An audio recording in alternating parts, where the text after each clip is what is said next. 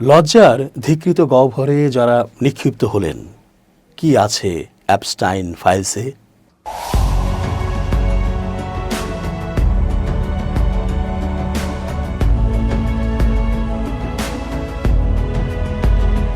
আসসালামু আলাইকুম প্রিয় দর্শক, আমন্ত্রণ আজকের আলোচনায়। চেঞ্জ টিভির আন্তর্জাতিক চোখ অনুষ্ঠানে এস জে রতন স্বাগত জানাচ্ছি। অ্যাপস্টাইন ফাইলস নিয়ে তোলপাড় অবস্থা পুরো বিশ্বে। নানা শ্রেণীর ডাকসাইটে নেতাদের, রাষ্ট্রপ্রধানদের কত রকমের অপরাধের খবর যে বের হচ্ছে, তাই যেন এক অবাক করা বিষয়। কত প্ল্যান, হামলা, যৌনতা প্রকাশ্যে এসে গেছে এই অ্যাপস্টাইনের মাধ্যমে। এখন তা নিয়েই খবরের পর খবর প্রকাশ পাচ্ছে সকল মাধ্যমে। বিশাল ভলিউমের এই নথিতে কি কি আছে যা জানা দরকার সবার, তা নিয়ে আদালত পর্যন্ত ওয়াকিবহাল হয়েছে। বলা যায় মধ্যপ্রাচ্যের অস্থিরতা, ইউরোপের অস্থিরতা, এশিয়ার মোড়লগিরির খায়েশ নিয়ে অস্থিরতা, এসব কিছুর মধ্যেই এই নথি ইস্যু এক অন্যরকম নজর কেড়েছে সবার। সবাই এখন মিলিয়ে নিচ্ছে তার দেশের রাষ্ট্রপ্রধান ও সেলিব্রিটিদের সাথে কি কি ধরনের ন্যাক্কারজনক ইতিহাস, ঘটনা জড়ানো রয়েছে। এ নিয়ে বিব্রত হচ্ছেন অনেক রাষ্ট্রপ্রধানগণ। নিজেদের পক্ষে তারা আত্মপক্ষ সমর্থনের জন্য নানা কথা সাক্ষাৎকারগুলোতে বলার চেষ্টা করছেন। নিজেদের দোষহীন বা পরিস্থিতির শিকার এমন বলে ছাড় নেবার বা দায় মুক্তি নেবার চেষ্টা করছেন। সম্প্রতি মার্কিন বিচার বিভাগের প্রকাশ করা অ্যাপস্টাইন সংক্রান্ত আরও প্রায় 30 লাখ পৃষ্ঠার নতুন নথি নিয়ে সামাজিক যোগাযোগ মাধ্যমে আবারও আলোচনা সমালোচনা শুরু হয়েছে।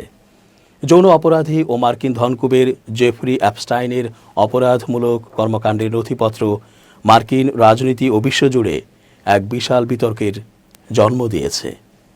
দীর্ঘ সময় ধরেই এই নথি প্রকাশের দাবিতে চাপ তৈরি করা হচ্ছিল, যার পরিপ্রেক্ষিতে ট্রাম্প প্রশাসন নথি প্রকাশে আনতে বাধ্য হয়েছে।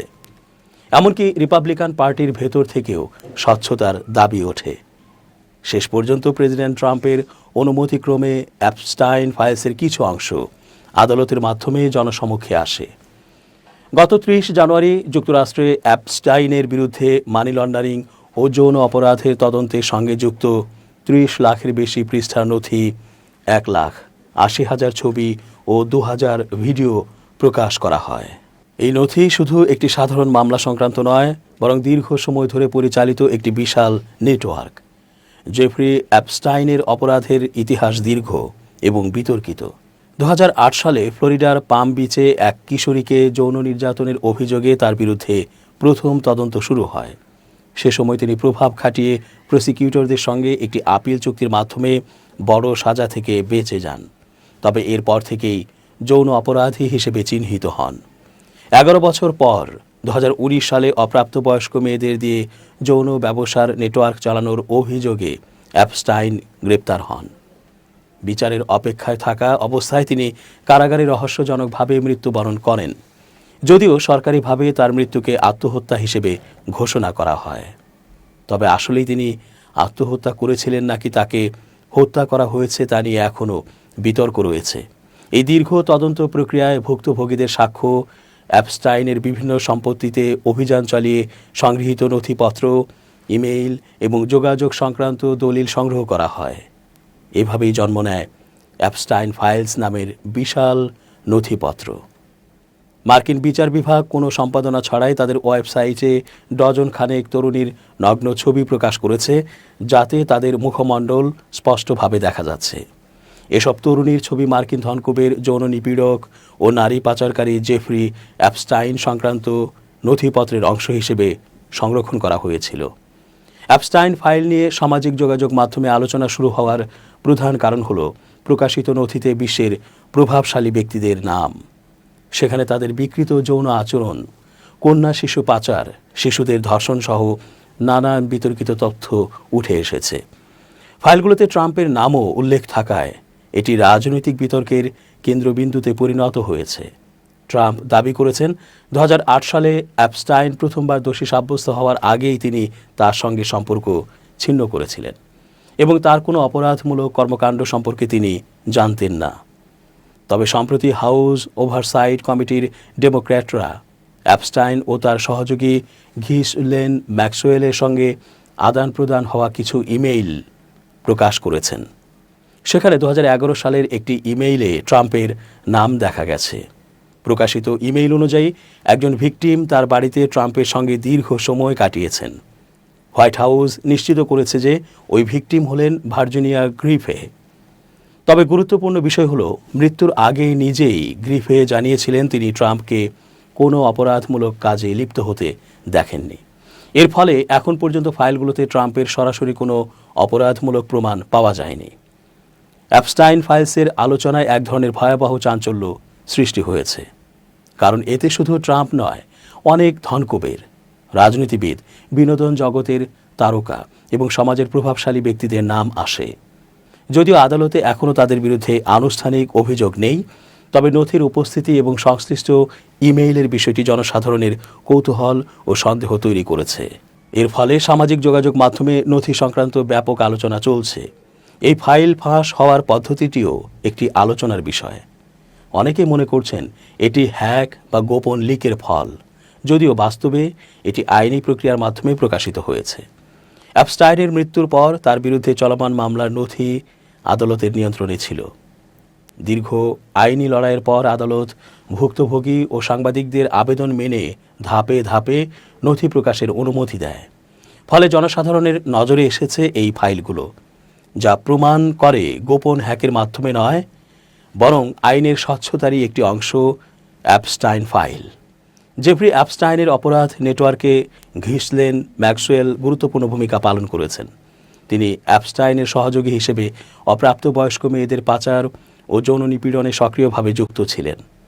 লিটল সেন্ট জেমস দ্বীপ কিনে এক গোপন সাম্রাজ্য তৈরি করেছিলেন জেফ্রি। তার এই সহযোগীর সঙ্গে মিলেই করতেন জঘন্য সব কর্মকাণ্ড।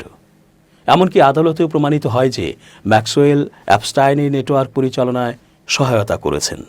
এই রায় একদিকে ভুক্তভোগীদের জন্য ন্যায় বিচারের একটি ধাপ হিসেবে দেখা হচ্ছে, অন্যদিকে এটি স্পষ্ট করে দেয় যে অ্যাপস্টাইন একা ছিলেন না।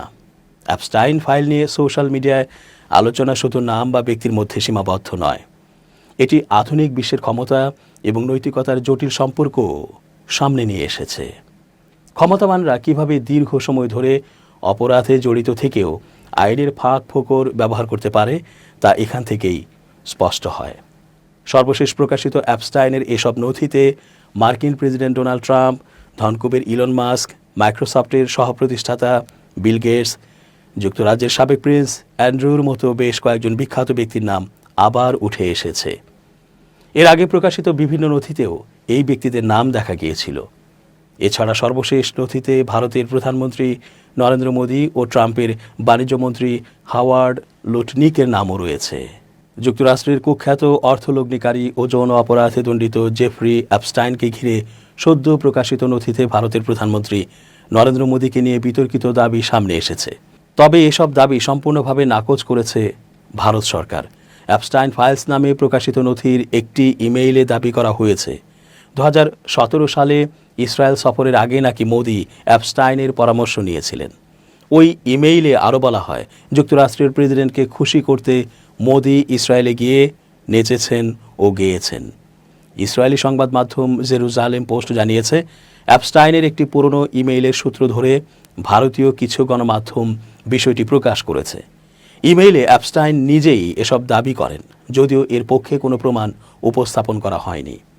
এ বিষয়ে ভারতের পররাষ্ট্র মন্ত্রণালয়ের মুখপাত্র রণধীর জয়সওয়াল বলেন, 2017 সালে মোদির ইসরায়েল সফর একটি ঐতিহাসিক ঘটনা, এটি সত্য। তবে ইমেইলে থাকা বাকি মন্তব্যগুলো একজন দণ্ডিত অপরাধীর ভিত্তিহীন ও রুচিহীন কল্পনা ছাড়া কিছু নয়। এসব দাবি সম্পূর্ণভাবে প্রত্যাখ্যান করা উচিত বলে মন্তব্য করেন তিনি। এ বিষয়ে এখন পর্যন্ত ভারতের প্রধানমন্ত্রীর কার্যালয় থেকে কোনো মন্তব্য আসেনি। উল্লেখ্য, 2017 সালের জুলাইয়ে নরেন্দ্র মোদী ইসরায়েল সফর করেন। এটি ছিল ভারতের কোনো প্রধানমন্ত্রীর প্রথম ইসরায়েল সফর। সে সময় ভারত ও ইসরায়েল তাদের কূটনৈতিক সম্পর্কের 25 বছর পূর্তি উদযাপন করছিল। প্রসঙ্গত, যুক্তরাষ্ট্রের কংগ্রেসের নির্দেশে 2025 সালের নভেম্বরে জেফ্রি অ্যাপস্টাইন সংক্রান্ত বিপুল পরিমাণ নথি প্রকাশ করা হয়। এতে লাখ লাখ নথি, ভিডিও ও ছবি অন্তর্ভুক্ত রয়েছে, জানিয়ে আন্তর্জাতিকভাবে নতুন করে আলোচনা শুরু হয়েছে। দর্শক, আজ এ পর্যন্তই। ধন্যবাদ। changeTV.press, এক ফোঁটা হলুদও নেই।